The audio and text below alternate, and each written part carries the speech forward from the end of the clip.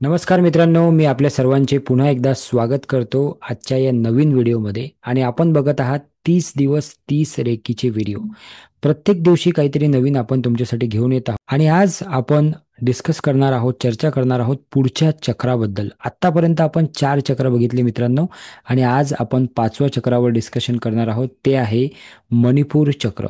तुम्हाला सर्वांना माहीत आहे, आपल्या बॉडीमध्ये 7 महत्त्वाचे चक्र आहेत. त्यामधील 5वं चक्र जे आहे ते मणिपूर चक्र आहे.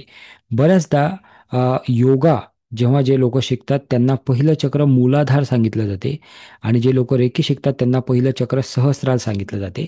मुद्दा काहीही असू द्या, 7 चक्र आपल्या बॉडीमध्ये आहेत आणि त्या चक्रांना आपल्याला समजायचं आहे, हे आपण लक्षात ठेवायचं आहे. ओके.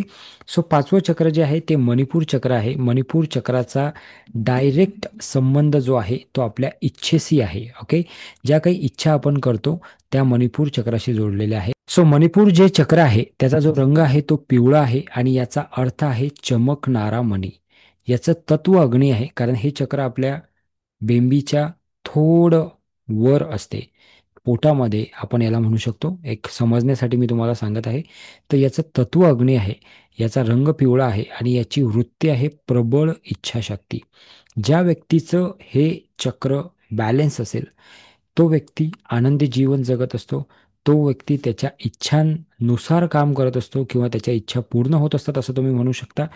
पण ज्या व्यक्तीचं हे चक्र इम्बॅलन्स असेल त्या व्यक्तीला बऱ्याचशा गोष्टी पाहाव्या लागतात, जसं की त्याच्या काही इच्छा अपूर्ण असतील त्याच्या लाईफमध्ये. जसं की मुख्य रोग जे आहेत या चक्राशी जोडलेले ते आहे मधुमेह, त्यानंतर आहे रक्तासंबंधित काही रोग, उलट्या होणे, कधी अपचन होणे, कधी जेवणाची इच्छा होणे, कधी जेवणाची इच्छा न होणे, त्वचा रोग होणे, ह्या सगळ्या गोष्टी या चक्राशी जोडलेल्या आहेत. हे चक्र जर का आपल्याला बॅलन्स करायचं असेल तर एक मंत्र आहे, त्याचा वापर आपण करू शकता. आणि तो मंत्र आहे रम. तुम्ही दिवसात बऱ्याच वेळा रम रम रम असं उच्चारण करू शकता, या मंत्राचा जाप करू शकता, आणि असं केल्याने तुम्ही या चक्राला बॅलन्स करू शकता. मित्रांनो, 3 महत्त्वाच्या गोष्टी या चक्राशी जोडलेल्या आहेत. एक आहे पॉवर, एक आहे इगो, आणि एक आहे फिअर. भीती वाटते तेव्हा सुद्धा पोटात काहीतरी होते.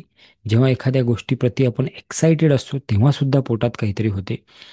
त्यालाच आपण म्हणतो मणिपूर चक्र.